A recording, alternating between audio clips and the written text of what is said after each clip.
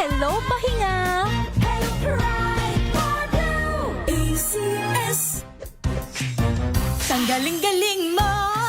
Smart dishwashing paste ko! Pritong ulam na masebo, plato ng kaldero. Tanggaling for everyday. Ganyan, pag smart ang dishwashing paste, may double tanggaling formula. Tanggal ang sebo, tanggal ang bakterya. Pahit para walang bahid, linis fantastic sa metal at plastic. Number one ko to. Tanggaling-galing mo, smart dishwashing paste. ACS. Tinesting, sinuri, siniyasan. Ang resulta? Super effective ang Shield sa pagpatay ng bakterya at virus. Shield Antibacterial Soap. Believe ang mga eksperto sa Philippine Nurses Association. At si Mami. Tiwala ako sa Shield. Shield Antibacterial Soap. Napatunayang mabisa. Ang mga nurse, tiwala. ACS. May nagbago. May arte. May budget. Akala nyo lang yon. So solid. White rose papaya, wow, white rose.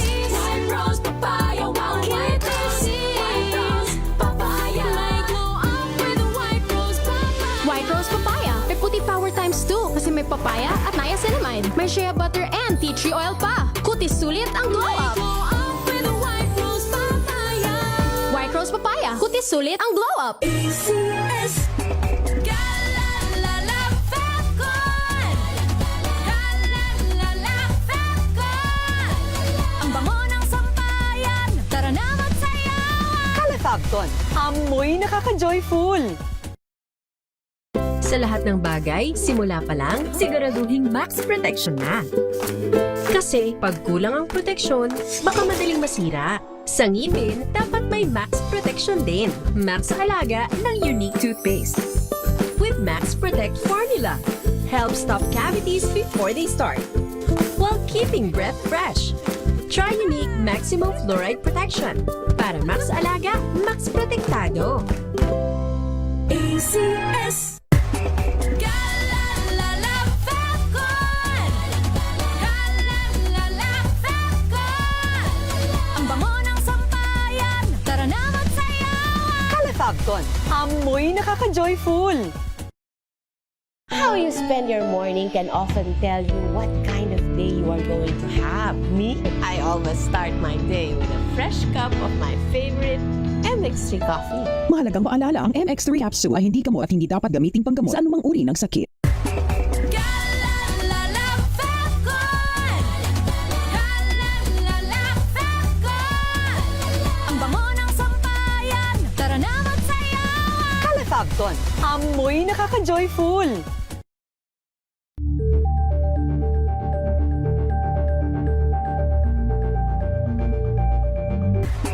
Galalala, felt good. Galalala, felt good. Ang bango ng sampayan. Tara na magsayawan. Calefacton, amoy nakaka-joyful.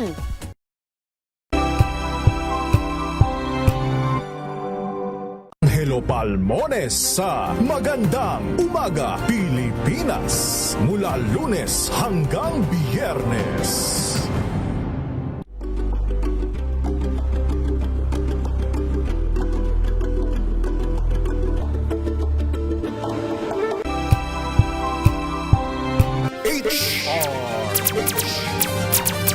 Pilipinas ang oras, 10 minuto makalipas ang alas 5 ng hapon.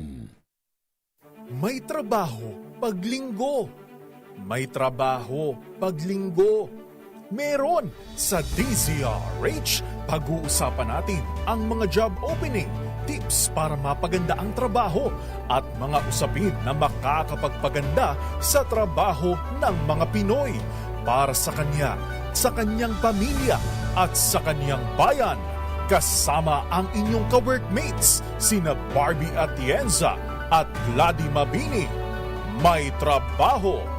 Masarap pakinggan, panoorin at i-follow on air at online habang nagtatrabaho o siya trabaho na sa DZRH. May trabaho.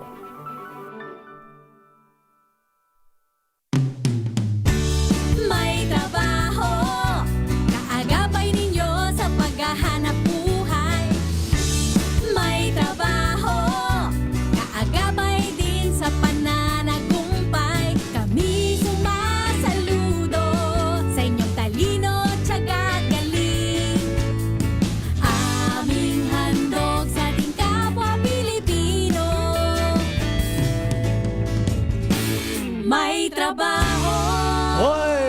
magandang hapon po sa inyo lahat. Nagbabalik po ang inyong programa tuwing linggo ng hapon. Ito po ang May Trabaho dito po sa DZRH. Una sa Pilipinas, una sa Pilipino. Siyempre, pag-usapan namin mga bagay-bagay tungkol sa buhay. Ako po ang inyong co-worker, Barbie Atienza, hanggang alas 6 ng gabi. At siyempre, kasama natin ang partner ng bayan. Kung saan man lupalop ng mundo, magbo-broadcast. Kasama natin ang ating partner, Gladys Mabini. Magandang hapon sa iyo, partner. Partner. Hello, partner. Anong oras? Magandang Nasaan ka ba? hapon sa'yo. Nandito pa rin ako sa New Zealand, Yun. partner. Oo. Nandito ako ngayon sa Ngaruahia. At ang oras dyan?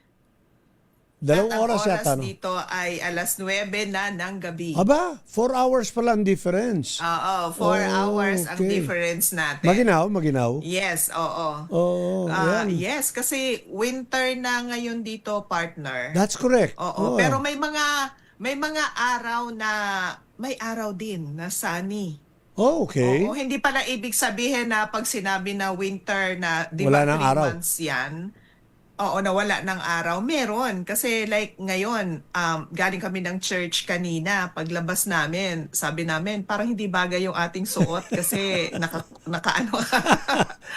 naka-coat kami. Paglabas namin, ang init. Ay, talaga, partner, talaga. Diba? Oo. So, Hindi nandito mo pa rin sabi- ako sa New Zealand. Hindi mo minsan masabi yung panahon. Ayun, di ba nung last month, nandun naman ako sa Melbourne. Ayun, 2 oras lang ang Yes. pagitan ng oras natin.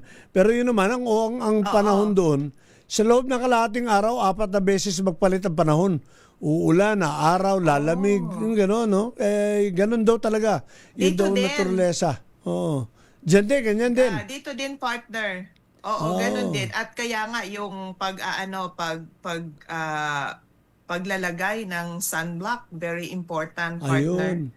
At saka ano daw, kasi layers. kahit daw na cloudy, Oo. syempre nandyan pa rin yung araw, no? So, pwedeng, kumbaga, ma-sunburn ka pa rin. So, importante pala, talagang paglalabas ka ng bahay, kahit natingin mo, parang ang lamig, wala Correct. namang araw, naka-sunblock ka Yun lang. daw malakas makasunog parts. Yung may Yes. araw, pero makulimlim, malamig ang panahon, hindi mo nararamdaman. Yeah. Mamaya namumula ka na, nangingitim Oo ka nga. na. Kaya ako nakaganito kasi alam mo na, kailangan ingatan ang ating lalamunan dahil malamig. Tama. Ay ba, ako ilang halos higit 1 linggo rin ako napahinga dahil nga sa sama ng lalamunan, sipon, ubo, uso uso talaga. Alam mo naman tayo, ayaw I'm na. happy na okay ka na. Oo, ayaw tayo magpahuli sa uso. Nakikisabay lagi. Pero yun nga, kailangan. Sumasabay pati ang kalusugan. At tapos yun nga, ito na para doon sa may mga nararamdaman ganyan. Sabi ng doktor ko talaga, madaming gamot. May antibiotics, may steroids, ganyan. Pero there's no substitute to rest. Pahinga daw talaga. Kahit na anong gamot mo, pag hindi ka nagpahinga, mahirap. Tatagal Wala at rin. mahirap gumaling. Oo. Kamusta ka naman dyan? Ang kalusugan mo dyan? Okay naman, partner. Siyempre, natutunan ko na yung everyday talaga religiously uminom ng vitamins. Kasi siyempre, wala naman tayo sa Pilipinas. Mahirap magkasakit. Diba? So, yan. Isa sa mga bagay na nagagawa ko consistently ngayon. Uminom ng vitamins. Very good. Kailangan din yan. Dahil kailangan maliban doon sa natural nating immune system, talaga na bolster yan, na reinforce ng mga vitamina. Alam mo, Parts, wala ka rito ng ilang linggo na. Siyempre, babalitaan kita ng konti. Alam ko, sumusubaybay ka naman sa mga balita. Pero yun, nag-umpisa na yung impeachment procedure sa proceedings sa Senado. At yun, tinanggap na yung mga ebidensya. Tapos ngayon, meron na mga white ribbon march dyan sa EDSA na libo-libo ang lalahok. Na siyempre, yung kinukundi na yung mga korupsyon sa gobyerno, yung pagdarambong ng ating kabangbayan, talagang nilalabas yung galit. Sana naman maayos at matiwasay yung pagganap ng marchang yan. Although, siyempre, madami sa atin, nakikisa naman tayo dyan. Alam naman natin. Pero sana walang manggugulo. Yun lang problema sa mga ganyan pagtitipon. Pag hinaluan na ng paggugulo. Di ba? Tapos babatiin natin ang mga taga-lungsod ng Maynila. Gayon din ang mga taga-lungsod ng San Juan na nung 24, nung Thursday, nagdiwang ng kanilang mga city days, no? Mga araw ng Maynila at araw ng San Juan. At magandang mga pagdiriwang dyan. Nagkaroon ng State of the City address si Mayor Isko Moreno ng Maynila. Doon naman sa banda naman ng San Juan, pinanmunuan ni Mayor Francis Zamora yung kanilang Wata Wata Festival. Yung basaan, pero medyo kalmado na ngayon. Hindi na masyadong magulo at na-regulate na. Oy, Balayan, Batangas. Nagkaroon din ng fiesta nung Thursday. Yung parada ng lechon dyan sa Batangas. So, happy fiesta po sa inyong lahat. At, Happy fiesta! Yeah, at masaya yung inyong mga pagdiriwang. Hindi lang kami naambunan ng lechon. Pero di bale, okay na rin yun. Baka padalhan ka bigla dyan, partner. Baka padalhan ka bigla dyan. Ay, paparinig lang tayo sila. Isama mo na ako sa pagkain. Saka, partner, batiin ko rin pala ang lahat ng ating mga kamanggagawa na nagdiriwang ng kanilang kaarawan today. Happy birthday. Kanina, partner, sa Christ the Shepherd Church dito sa New Zealand ay ipinagdiwang din ang birthday ni John or John Harold Baswell. Happy birthday! Lupa ito, partner. Oo, nandito na ngayon sa New Zealand. Saka si Rio Lagahit Galvez. There you go. Happy birthday, Rio. At sa lahat ng mga nagdiriwang today, happy birthday. Month of June, no? Abay, 2 araw na lang ang Hunyo. O 28 na. Biruin mo, kalahating taon na. July na. Tapos na ang kalahating taon. Magjo-July na. Grabe, no? Ang bilis ng panahon nga naman. Bilis. Yun, yung kanina. Saka ang dami-dami ng pangyayari, correct. no, partner, no? O yun nga, kanina nga, parts, binalita ko sa inyo. Magagandang balita naman yan eh. Pero, yun nga, may masama rin balita. Siyempre, alam natin, natapos na, nilibing na rin yung mga yumao doon sa drowning incident nung sa training nung basketball team ng Ateneo. Siguro, I'm sure nabalitaan mo rin yan. Pero yung kalunos-lunos din, yung pamamaril, doon naman sa Tacloban, Leyte, doon sa eskwelahan, indiscriminate firing at 3 yata ang nasawi doon ng mga bata, di ba? Mga walang kamalay-malay na mga biktima ng karahasan na hindi natin kung saan nagmula, saan hinugot. Alam mo, may nakausap ako kasi yung 2 suspect, yung mga nahuli, isang 14 years old, isang 15 years old. May nakausap ako, directly connected dahil isa siyang empleyado, pero apo niya sa pamangkin yung mas bata, yung 14 years old. And according to her, mabait daw na bata yun. Mabait daw at matalino at na mapag-aral. Hindi natin alam kung ano nangyari, bakit gano'n, no? At pero awa ng Diyos, ano yata ang nangyari sa kanya, hindi yata siya nakapatay. Yung 15-year-old yata yung maraming tamaan at nagpaputok ng maraming beses. O hindi pa natin alam, iniimbestigahan pa yan. Pero, di ba, ang lungkot-lungkot ng mga gano'ng parts on both sides. Siyempre, yung mga biktima na walang kamalay-malay, nasawi doon. Tapos, siyempre, kahit doon sa panig din ng mga suspect, di ba, yung mga magulang niyan, mga kamag-anak niyan, talaga namang hindi mo na naisin na mangyari sa sino mang malapit sa iyo. Both sides, yung nabaril at namaril. Totoo yan. Sana walang ganun sa mga pamilya natin, di ba? Kaya nakikiramay tayo doon sa mga namatayan. Pero ano yun, pinipilit nating unawain yung mga nangyari dyan sa mga batang yan. Bata 15 anyos, 14 anyos, di ba? Kahit balibalik tayo mo, talagang bata. Ang tanong lang dyan, sila ba'y dapat managot sa kanilang mga nagawa? Yung to the full extent of the law. Kasi alam naman natin, pagkabata, minor de edad, lalo na 15 pababa, hindi mahuhusgahan o hindi mahatulan sa court of law. No? Parang meron silang exemption doon sa liability. Ang tanong siyempre ngayon, dahil nangyari yan, ang tanong na naman, ang debate na naman ng bayan, tama ba yun? Tama ba yun? Dahil mababa or bata pa yung kanilang gulang, hindi sila masasakdal dahil sa kabila ng kanilang ginawa. Hindi ko alam ha. Mahirap patulan. Partner. Yeah, partner. Magandang pag-usapan yan, ano? Para yung tayong lahat na mga magulang na ay nauunawaan din natin yung ating accountability, yung responsibilidad natin bilang mga magulang. Kasi, di ba, bagaman at sinasabi na ang ating mga anak ay kaloob ng Diyos sa atin para mahalin, kasama doon sa pagkakaloob sa atin yung pananagutan natin, yung pagtitiwala din sa atin ng Diyos bilang mga magulang na palakihin sila. Hindi lamang sa pag-ibig, di ba? Kundi sa pagtuturo din ng pagpapalaki. Tama at mali, di ba? Yung pagpapalaki natin. So, magandang pag-usapan natin to. Alam mo, Pards, kanina sa misa, malaman din natin. Kanina sa misa, pinag-uusapan din namin yan dahil yung sa sermon ng pare, no? Kasi ngayon yung whoever loves, kung mahal nyo yung anak nyo higit sa Panginoon, mali yun. Sabi, kailangan mas mahal mo Panginoon. Pero hindi ibig sabihin, pabayaan yung mga anak mo. Ang ibig sabihin nun, dahil mahal mo ang Panginoon, yung pinagkatiwala sa iyong anak, alagaan mo ng mahusay. Hindi ba? Tungkulin natin yan. Huwag natin papabayaan.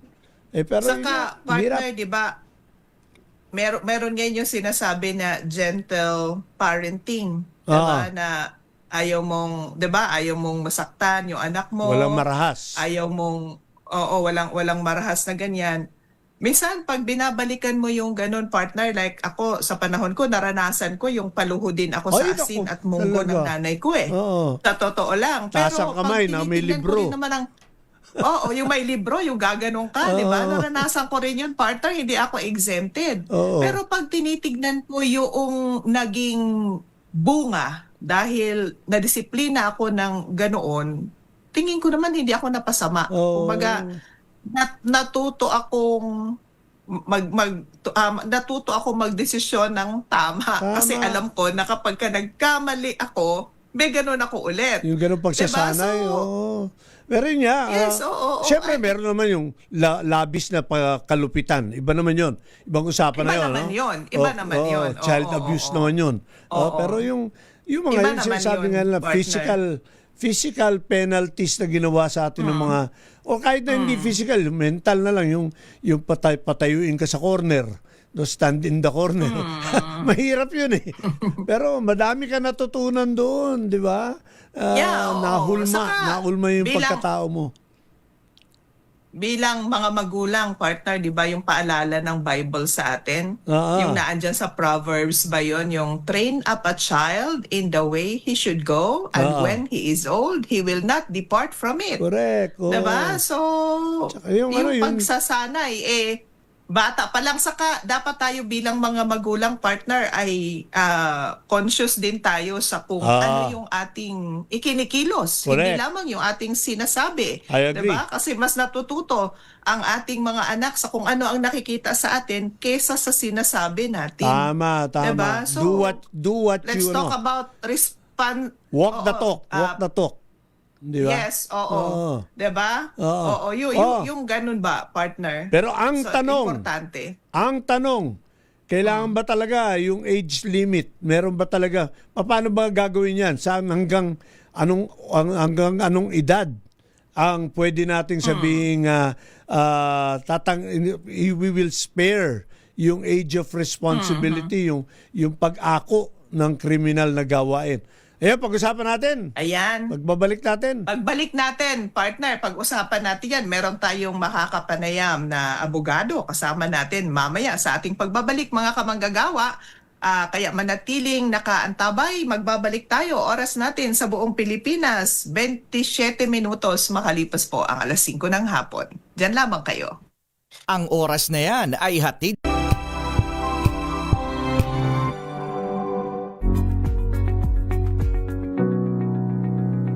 This portion is brought to you by ACS Manufacturing Corporation, ISO certified, maker of world-class quality Pride detergent.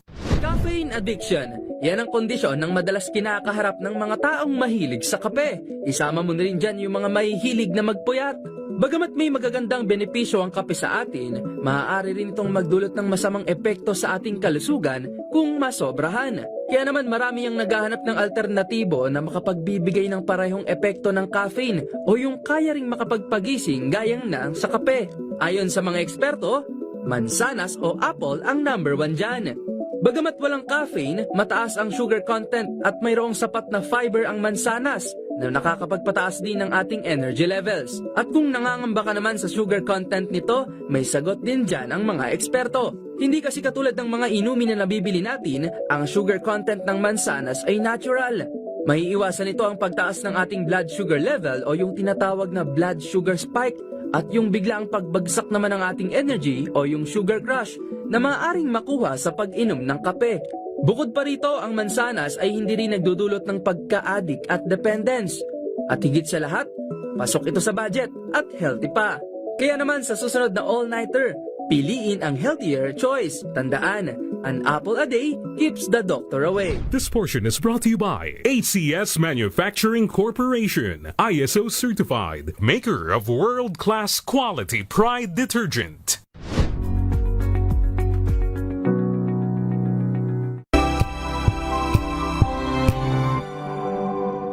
Hello, Washi! Laundry day na naman! Yay! Anong meron? Mancha ng chocolate, putik, may libag pa! Kaya natin yan! With Pride Washing Machine Detergent, may triple stain-away formula. Tanggal ang makapit, madikit, at madupit na dumit mancha. Kaya easy-easy ang labada. Mula noon hanggang ngayon! All you need is pride. All you need is pride.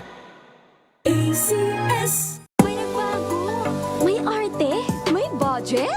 Akala nyo lang yon. So solid. White rose papaya, wow, white rose.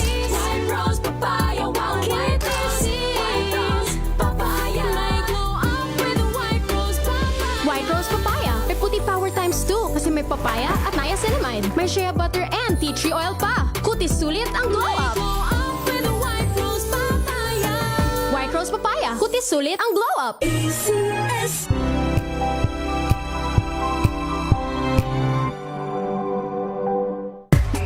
Galalala Falcon. Galalala Falcon.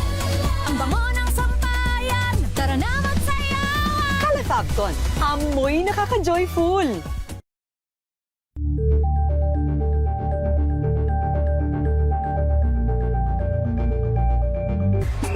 Galalala Falcon. Galalala Falcon. Ang bango ng sampayan. Tara na magsayawan. Calefabcon, amoy nakaka-joyful.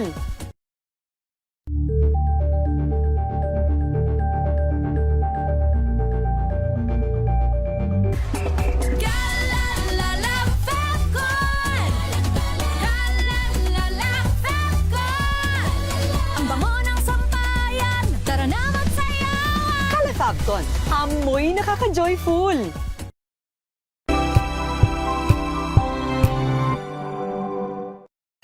Mga balitang gigising sa inyong umaga. Mga balitang kailangan mong malaman. Mapapakinggan sa ACS Balita sa 2x2. Kasama sina Anthony Taberna at Jerry Baha. Lunes hanggang Biyernes.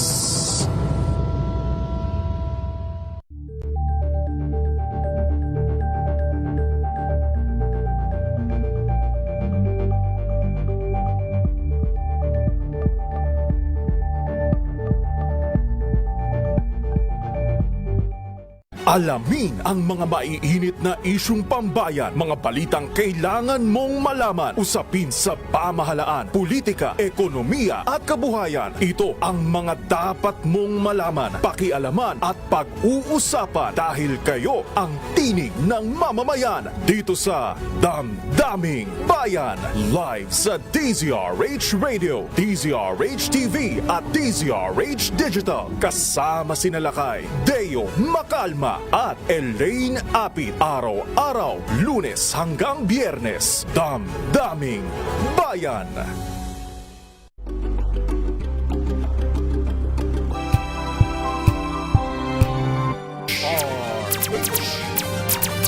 At nagbabalik po tayo sa programang May Trabaho dito po sa DZRH at babatiin natin yung mga nakikinig sa atin. Nakakasama natin ngayong hapong ito si Francisco Antonio Ramirez mula sa Talavera, Nueva Ecija. Oy, kaibigan ko si Jude Hiccup mula sa Bicol, Sorsogon. Maraming salamat sa iyo.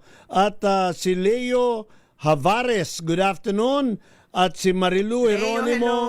Yan. Kasama natin siyempre si Marilu. partner Gladys. Ito sabi, excuse me po, according to the news, yung 14 years old ang namaril ng 33 times. Yung 15 ang warning shot lang. By the way, yung aunt ng 14 years old, yung policewoman na may-ari nung baril na ginamit, no? Ay na-relieved na and is now facing charges. Thank you very much, Winnie Diaz, pag-correct ng ating facts tungkol dyan. Maria Arlina Tiangco Habines mula naman sa Abu Dhabi. Hi Arlene, kamusta? At si, of course, yun ang mga bumabati sa atin. Magandang hapon po sa inyo at maraming salamat. Parts, may babatiin ka? Thank you.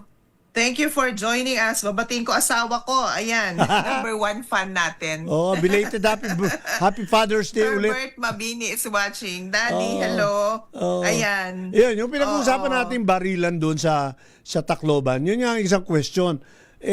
Ilan taon ba talaga dapat meron ng edad ng pananagutan? Di ba? So makakasama natin sa usapin natin yung partner, yung presidente ng Integrated Bar of the Philippines Manila Chapter, IBP Manila. Ang ating kaibigan, Attorney Nelson Manalili, nasa linya ng telepono. Magandang hapon sa Attorney Nelson. Magandang hapon, Mr. Chansa, Brother Chansa, magandang hapon sa inyo lahat. At kasama natin si Gladys Mabini dyan sa New Zealand, Attorney. Attorney, hello. Yes, good afternoon po, madam. Attorney, ito ang pinag-usapan namin ngayon. Yun nangyari sa, triggered by yung pangyayari sa Tacloban City noong 14 at 15-year-old na mga bata na namaril at may mga nasawi, no? Pero ngayon ang usapin na naman, babalik tayo dun sa drawing board kung saan binabalangkas ang mga batas. Ano ba talaga ang logic behind nung exemption ng mga nakakabata sa edad ng pananagutan sa batas? Paano ba yan? Una-una po sa lahat, atin pong tingnan ang RA 9344, ang Juvenile Justice and Welfare Act, na kung saan isinasa doon na ang bata na may edad na 15 years old and below are criminally exempt from liability. So, hindi sila pwedeng criminally liable. Pero ang 15 pataas, they may be held criminally liable if they have discernment in their action. So, ito pong batas na to ay naglalayan po na protektahan din ang best interest of the child.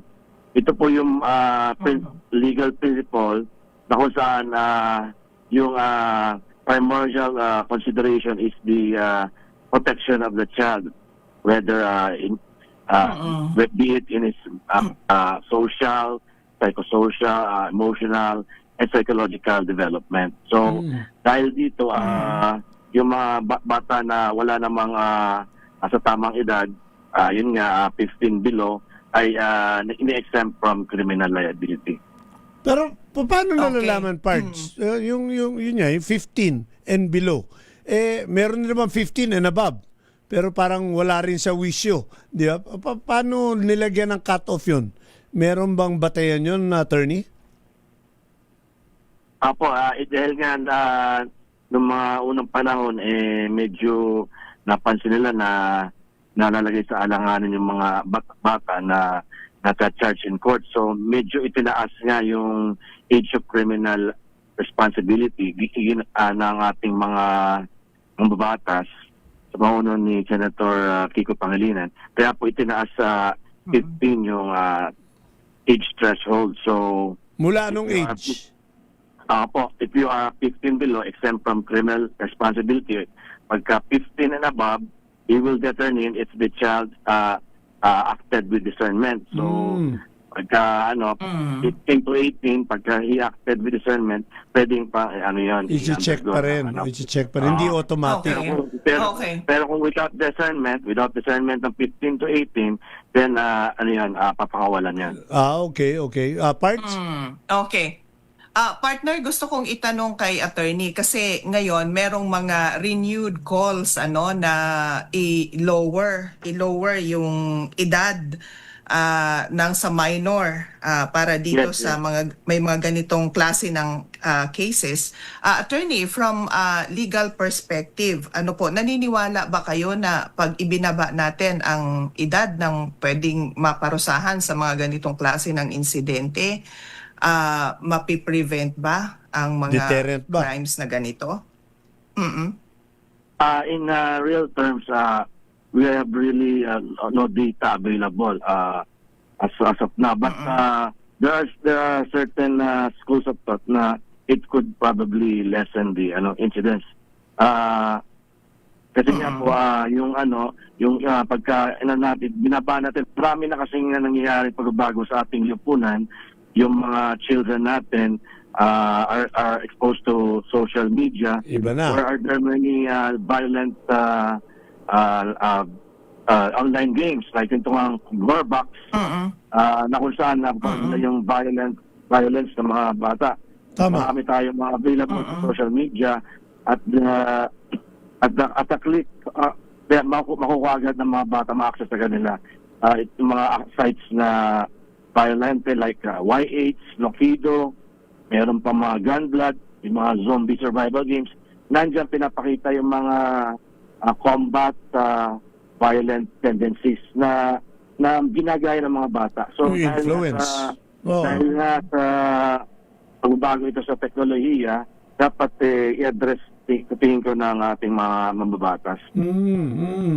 Pero tama bang isipin na itong logic behind the law, yan sa Juvenile Act na yan, dahil ayaw din natin matigilan yung puksa yung kinabukasan ng bata. In other words, nagkamali siya, nalabag niya yung batas, pero gusto rin ng batas, magkaroon pa ng pagkakataon magbago yung bata. What are the chances? Magbago, oo.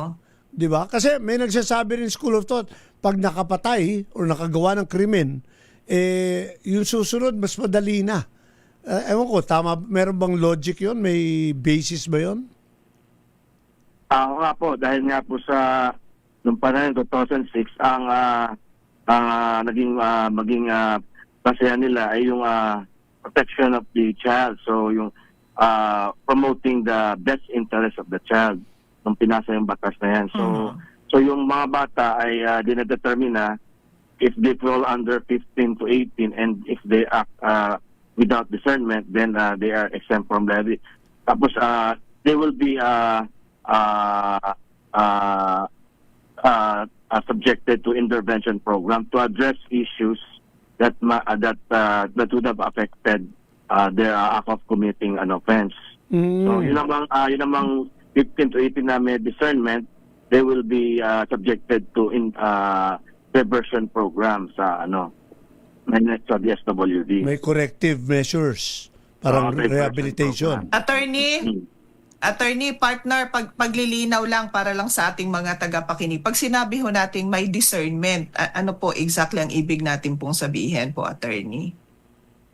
Ibig sabihin po na lubos na naintindihan ng bata yung ginawa niya, kung ito ay isang krimen at ano yung consequence nung paggawa niya ng krimen na yan. Kung naintindihan niya at alam niya ang resulta ng kanyang paggawa ng krimen, then masabi natin na may full consent.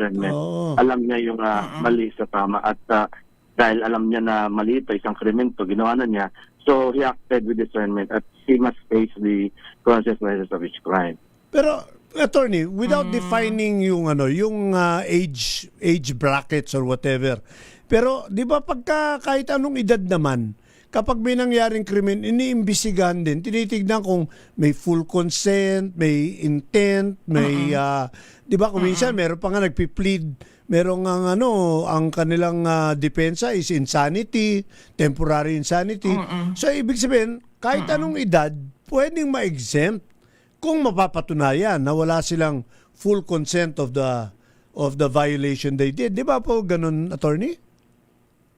Yung po sa ating revised penal code, meron po mga instances or circumstances na mag-exempt yung ang isang tao although nagawa niya isang krimen. So, meron pong gano'n. So, meron mga exceptions na kung saan ang isang tao na nakakommit ng crime ay hindi mapapag-liable. Regardless of age. Opo. Kaya nga sa pagkakataong ito, dahil sa mga children sila, but 15 years old and below, exempt from criminal liability. Automatically, di ba? Automatic po yun. Yun ang problema doon, Pards, di ba? RA 9344 or Juvenile Justice and Welfare Act. Yun ang tinatanong Pards ng iba. Parang, bakit kailangan pa magkaroon yung age na limit?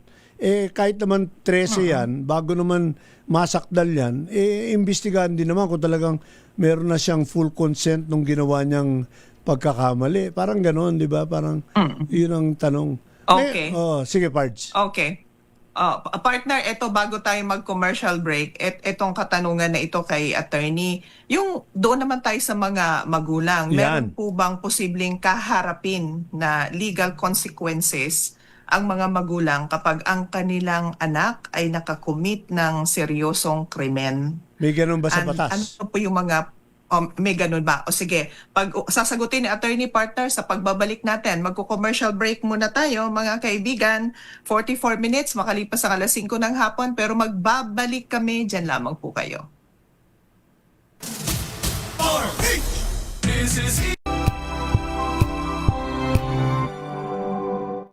Maulan man, no worries na amoy kulong ang damit. Charm Fabcon, bangong kumakabloom, tanggal amoy kulog sa bango ng charm. Kaya gamit ko, Charm Fabcon with Bloom Fresh Technology. Kills 99.9% of kulog-causing bacteria. May aroma burst pa of thousands of flowers and berries. Ang sampay sa loob, no amoy kulob. Bangong kumakabloom sa charm. Charm Fabcon. ACS. Tinesting. Sinuri. Siniyasan. Ang resulta? Super effective ang Shield sa pagpatay ng bakterya at virus. Shield Antibacterial Soap. Believe ang mga eksperto sa Philippine Nurses Association. At si Mami. Tiwala ako sa Shield. Shield Antibacterial Soap. Napatunayang mabisa. Ang mga nurse, tiwala. ACS. Sa lahat ng bagay, simula pa lang, siguraduhing max protection na. Kasi pag kulang ang proteksyon, baka madaling masira. Sa ngipin, dapat may max protection din. Max Alaga ng Unique Toothpaste. With Max Protect Formula. Help stop cavities before they start. While keeping breath fresh. Try Unique Maximum Fluoride Protection. Para Max Alaga, Max Protektado. ACS. Galalala Fabcon. Galalala Fabcon. Ang bango ng sampayan, tara na magsayawan! Kalafabcon, amoy nakaka-joyful.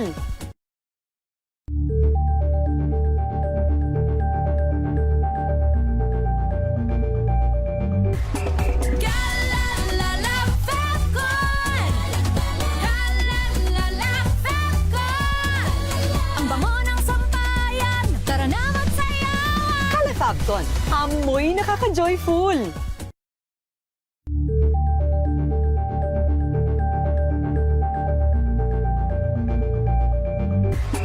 Galalala Fabcon.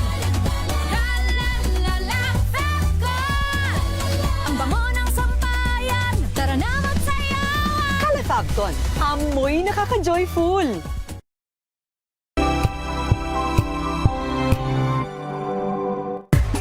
Galalala Fabcon. Galalala Fabcon. Ang bango ng sampayan, tara na magsayawan! Kalafabcon, amoy nakaka-joyful.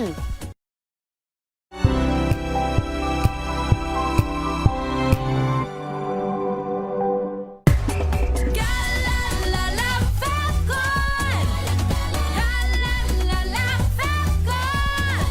Ang bango ng sampayan, Falcon, amoy nakaka-joyful.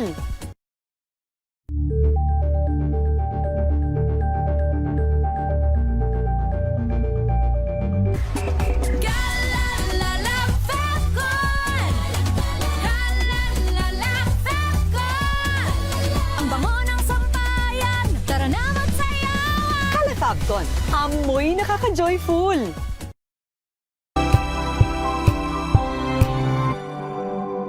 Ito ay bunsod ng naitalang 17 individual na ang kanilang naaresto. Metro Manila Development Authority o MMDA ang No Contact Apprehension Policy o NCAP sa Metro Manila. Sa ilang mga dokumento ay peke. Hindi rin legal ang employment na ipinangako sa kanila. Sa mata ng batas, mananagot ang sangkot at may sala. Dahil sa bawat paglabag, may karampatang parusa. Alamin ang mga pananagutan sa likod ng mga bawal. Dito sa Hoy! Bawal Yan! Tuwing Sabado, alas 11:30 ng umaga. Dito lang sa DZRH TV.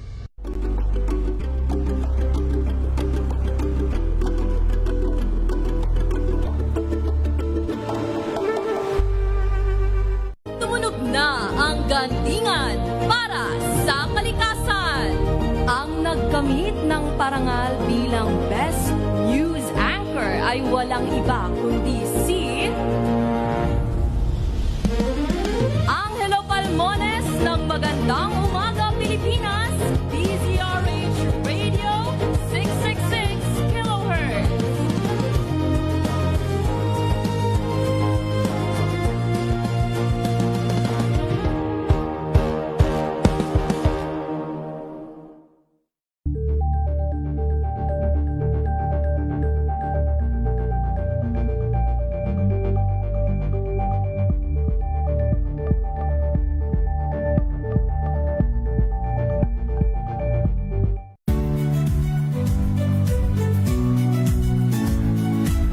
Magandang araw mga kaibigan. Ito po ang inyong balerina ng bayan, si Lisa Makuha Elizalde, na nag-aanyaya sa inyong samahan kami at ang aming mga espesyal na panauhin para sa kalahating oras ng masayang kwentuhan sa aming programang Art to Art, kung saan ang usapang sining at kultura ay para sa lahat.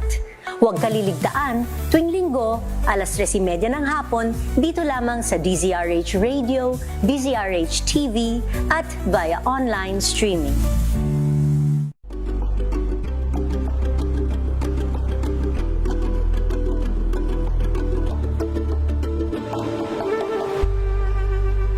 We've got you covered. From the hottest hits, exclusive interviews, Kilig to the Bones fan meet experience, and hataw performances of your favorite stars. Saturdays, 12 noon, dito lang sa DZRH TV.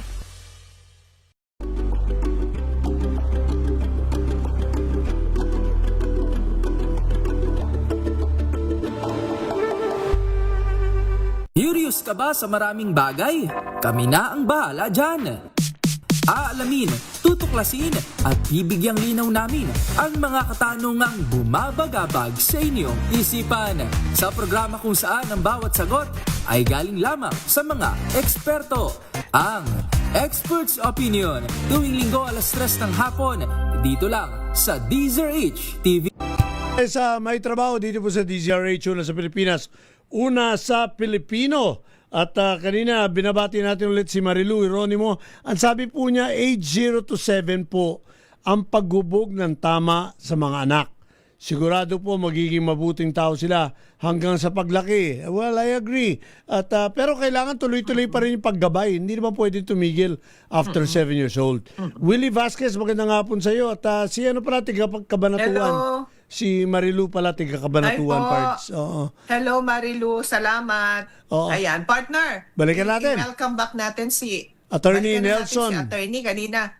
Oo, Attorney Nelson, bago tayo mag-commercial break, ang katanungan natin ay maaari bang kumaharap ang mga magulang sa mga legal consequences kapag may seryosong krimen na nagawa ang kanilang anak? Attorney. Attorney Nelson. Yes po, maaari po. Dahil po ating mga magulang, they exercise parental authority over their children. So, dahil sa ganitong pamantayan or standard, dapat in-exercise na yung tinatawag na diligence of a good father of a family. Na kung saan dapat meron silang tamang paggabay sa kanilang mga anak, tinuturo nila yung kung ano yung tama o mali, at meron po yung continuous supervision. Dapat po, sinusupervise po nila, minomonitor po nila ang mga ginagawa, mga aktibidades ng kanilang mga anak, kung sila man nag-online gaming, dapat sinusubaybayan ng mga magulang kung mahilig pong mag-chat sa kanilang mga cellphone. Dapat po minomonitor po ng mga magulang to. At dapat po mayroong mga preventive measures ang mga magulang. Dapat po alam sila kung sa mga ginagawa ng mga anak nila, kung ito may nagkakaroon ng parang delinquency or mayroong problematic behavior. Dapat po nakikita nila yan, ng warning signs. Yan po dapat sinaalang-alang nila. At yung pong tamang environment sa family, dapat po yung anak nila ay nasa isang environment na walang violence na nakikita o na-obserba. At usually po dapat iwasan po ng mga magulang na nag-aaway at yung pong broken family. Usually po meron pong mga napapansin na observe na sa mga broken family meron po nangyayari. Maraming gano'n. Apo. So kung hindi po masunod kung mapatunayan po na yung mga gulang ay they fail to exercise due diligence in supervising the child, they could be held civilly liable so for damages. Kung merong mga krimen na nangyari, siyempre may damages civil damages na pwedeng lalaban sa kanila. Pero walang kulong. Na walang due diligence in the supervision of the child. Pero walang kulong yun, ang ibig sabihin, attorney, no? Wala naman. Civil liability, yun nga, magbabayad sila ng karampatang halaga na i-impose sa kanila ng korte. So yung sa kaso nito 14 and 15 years old, pwedeng iabla rin yung mga magulang? Yes, for civil case for damages.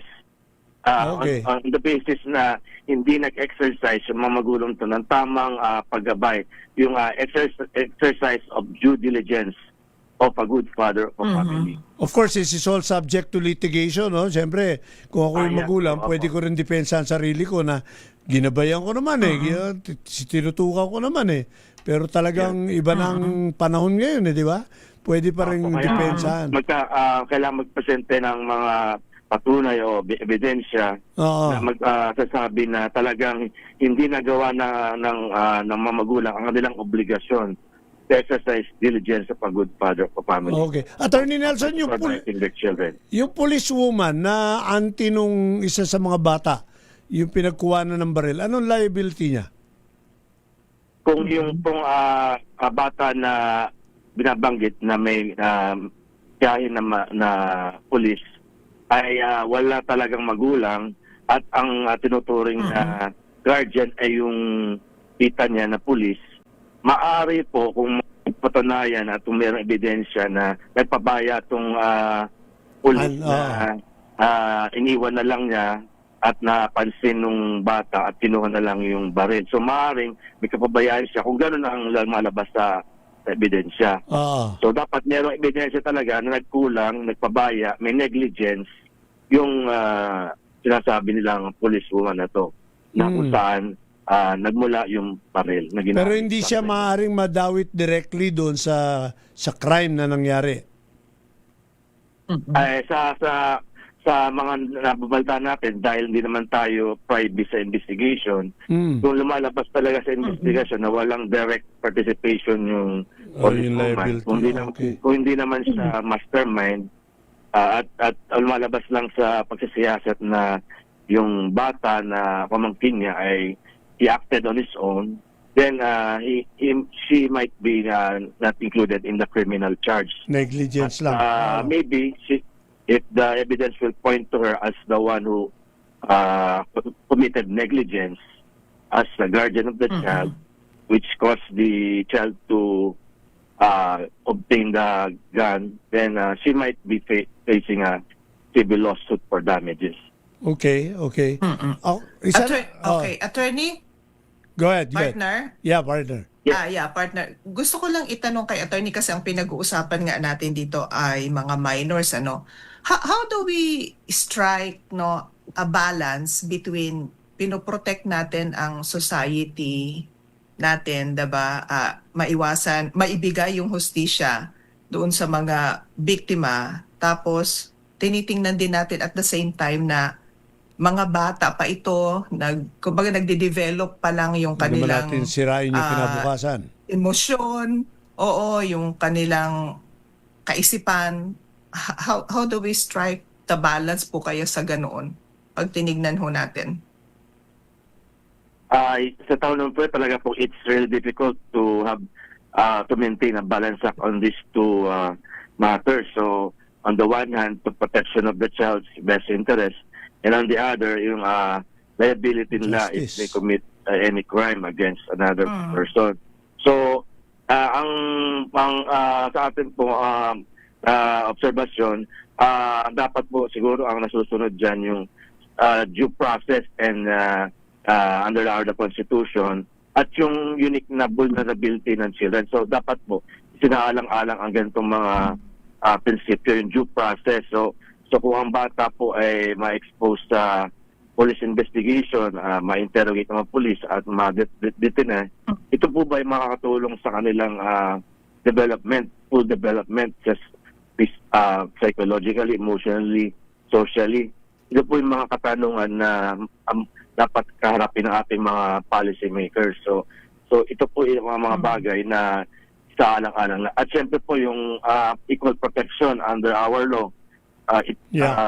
Ang mga children ba ay dapat ituring bilang adults sa pag-treat sa kanila as offenders.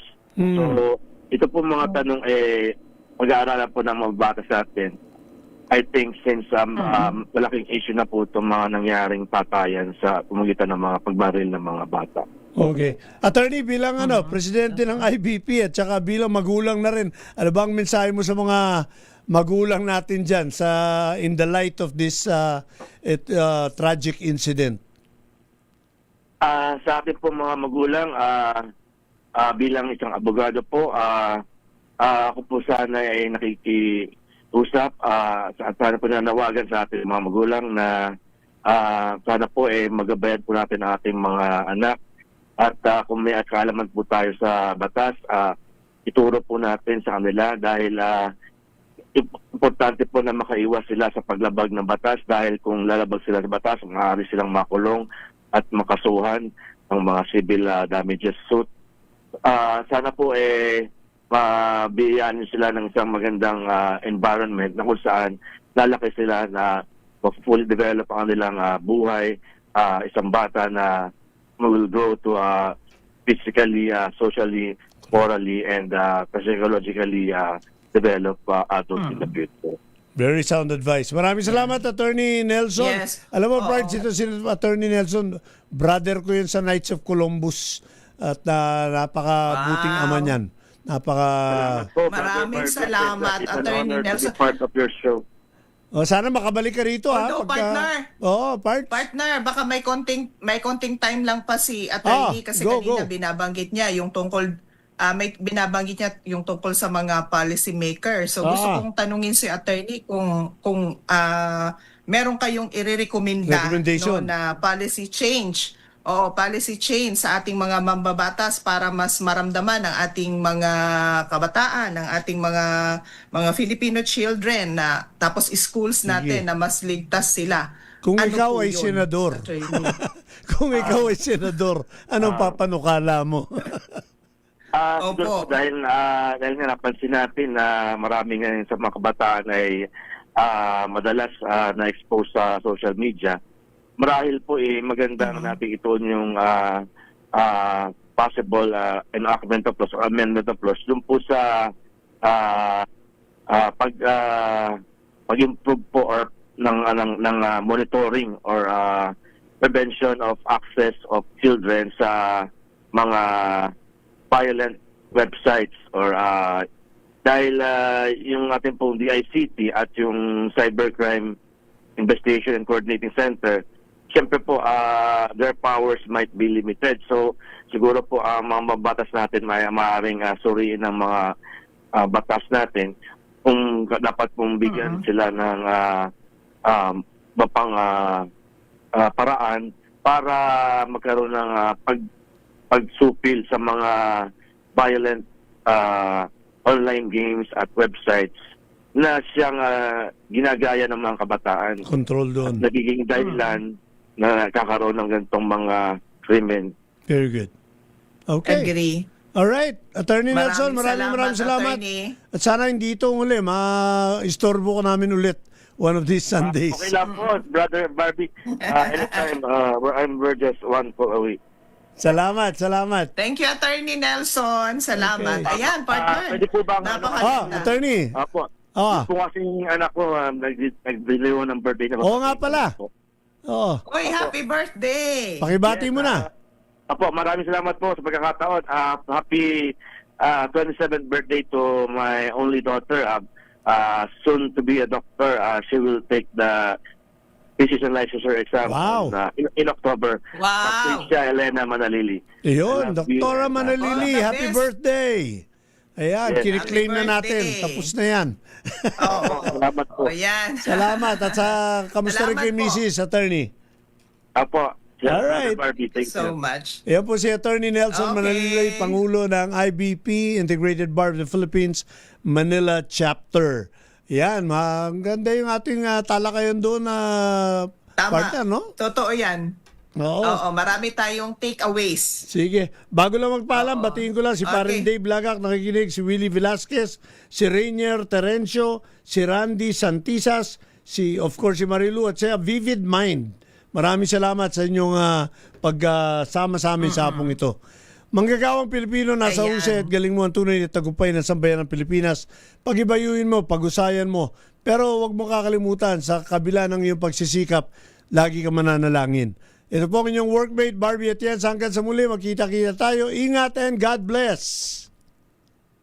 Maraming salamat po sa ating mga nakaagapay din sa bahaging technical. Mga kamanggagawa, Norman. Glady Mabini po ito, patuloy na sumasaludo sa talino, tiyaga at galing mo, Pilipino. Hanggang sa muli, oras natin sa buong kapuluan, 5 minuto makalipas ang 6:00 ng gabi. Bye everyone! Bye, God bless Mike! po. Bye, Parts! Bye!